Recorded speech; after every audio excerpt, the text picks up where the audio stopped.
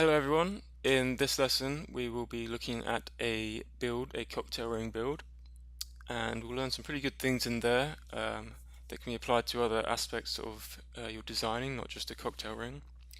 Before we get onto that, I want to take a quick look at the pattern tool and a function in there that we have not yet gone over. So I'm just going to create a quick generic template. Okay, I should point out that I'm actually in the full version of Jewelry CAD Dream, not the light version, okay, but it's largely the same. I just have some additional tools in here, okay, but I will not be using any of the tools in the full version. I'm going to be strictly using what is available to light. Okay, so the pattern tool, you may have seen this already yourself, you may have investigated yourself, it's already on here, look. The pattern at curves is what I want to look over quickly.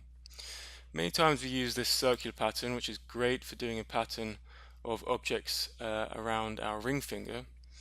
But in the case that we have a more unusual shape that we need to pattern around, or an outline that we want to pattern something around, then we cannot use the circular, of course. So that's where we come in with our pattern at curves that allow us to pattern about a curve, an edge, or in some cases multiple curves. Okay, we're going to just look at these first options, in fact probably just the first one. This second option with the two curves, it might come up in the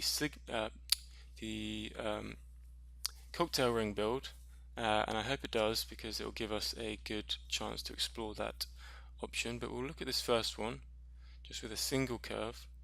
So I'm going to create a more unusual shape. I'm going to insert a sketch on my top datum plane. I'll just come in with the point curve.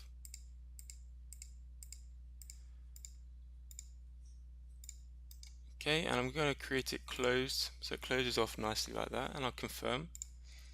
Let me exit back into my part, and I'll extrude that to turn it into a three-dimensional shape. Extrude one-sided with end caps, and we have that shape. Okay, so now I'm going to just insert a datum at some point on this edge. Let's flip it, and that is fine. I'll confirm there. In fact, it doesn't really matter. I just want to be able to specify that point, and I'm going to come in with a block. Add it as a base. I just set it at the center of the datum plane, and we'll just place it and then adjust some options here. Okay, so this is a very quick example, but an application of this, for example, if you wanted to pattern the shape around this, would be to create some nice looking cuts, some flute cuts on a halo, for example. Okay, so how do we pattern this around our shape? Well, we use our pattern with curves.